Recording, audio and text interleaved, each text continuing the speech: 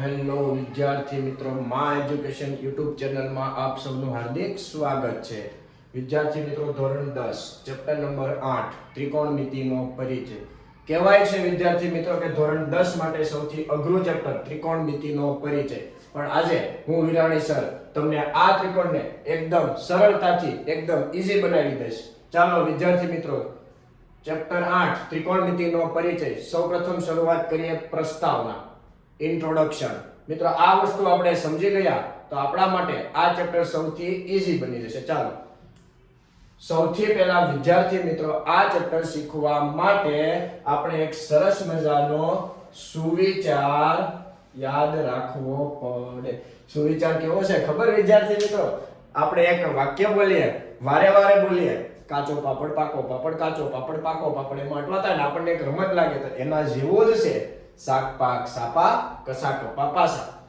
શાક પાક સાપા કસા કપા પાસા. ચલો વિદ્યાર્થી મિત્રો, આ વસ્તુ યાદ રહી ગઈ તો આપણા માટે આ ચેપ્ટર સૌથી ઈઝી બની જશે. વિદ્યાર્થી મિત્રો, ત્રિકોણમિતિ શબ્દ 3 શબ્દનો બનેલો છે. યાદ રાખજો વિદ્યાર્થી મિત્રો, ત્રિકોણમિતિ શબ્દ 3 શબ્દનો, ટ્રાય, ગોન અને મેટ્રોન. આ ત્રણે શબ્દ ભેગા મળીને ટ્રિગોનોમેટ્રી બને. ટ્રિગોનોમેટ્રીને ગુજરાતીમાં ત્રિકોણમિતિ કહેવામાં આવે છે. ટ્રિગોનોમેટ્રીના વિદ્યાર્થી મિત્રો ટોટલ 6 વિધેયો છે. કેટલા વિધેયો છે વિદ્યાર્થી મિત્રો? 6 વિધેયો. સાઇન, કોસ, ટેન, કોસેક, સેક, કોટ. વિદ્યાર્થી મિત્રો, અહીંયા મેં જે ક્રમ આપેલા છે તે પ્રમાણે જ આપણે યાદ રાખીશું. સાઇન, કોસ, ટેન, કોસેક, સેક, કોટ. ચાલો વિદ્યાર્થી મિત્રો, હવે વાત કરીએ આપણે આ સુવિચારની કે ક્યાં આપણે ઉપયોગમાં આવશે. જો સૌથી પહેલું વિધેય છે સાઇન, જેના માટે શાક. બીજું વિધેય છે કોસ, જેના માટે પાક. ટેન, એના માટે સાપા. કોસેક, જેના માટે કસા. સેક, જેના માટે કપા. કોટ, જેના માટે પાસા. વિદ્યાર્થી મિત્રો, હવે તમને વિચાર આવતો હશે કે શાક કેવા શું માંગે છે. સા એટલે સામેની બાજુ, પા એટલે પાસેની બાજુ, ક એટલે કર્ણ. મિત્રો, અહીંયા હું તમને એક કાટકોણ ત્રિકોણ દોરીને બતાવું, જેને હું નામ આપી દઉં A, B અને C. એક વસ્તુ તો ક્લિયર જ હોય મિત્રો કે AC ને હંમેશા આપણે કર્ણ કહીશું.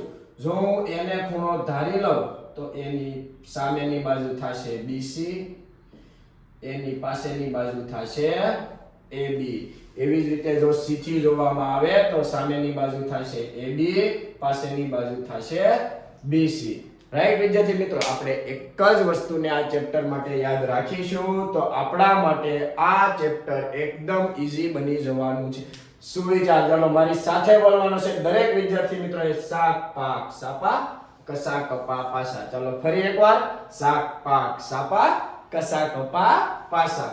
ચાલો, શાક એટલે સામેની બાજુના છેદમાં કર્ણ, પાક એટલે પાસેની બાજુના છેદમાં કર્ણ, સાપા એટલે સામેની બાજુના છેદમાં પાસેની બાજુ. એવી જ રીતે વિદ્યાર્થી મિત્રો, આપણે આ 6 વિધેયને જો યાદ રાખવા હોય તો આપણે આવી રીતે રાખી શકશું. sin cos tan cosec sec cot. સ્પીડમાં બોલવાનું છે મિત્ર. sin cos tan cosec sec cot. હવે જો એને આ મૂલ્ય સાથે યાદ રાખવા હોય કે ક્યારે આપણે sin ની વેલ્યુ મેળવી શકીએ, ક્યારે આપણે cos ની વેલ્યુ મેળવી શકીએ, ક્યારે આપણે cot ની વેલ્યુ મેળવી શકીએ, જો આવું આપણે યાદ રાખવું હોય તો આ જ રીતે વિદ્યાર્થી મિત્રો, sin cos tan cosec sec cot, sin cos tan cosec sec cot.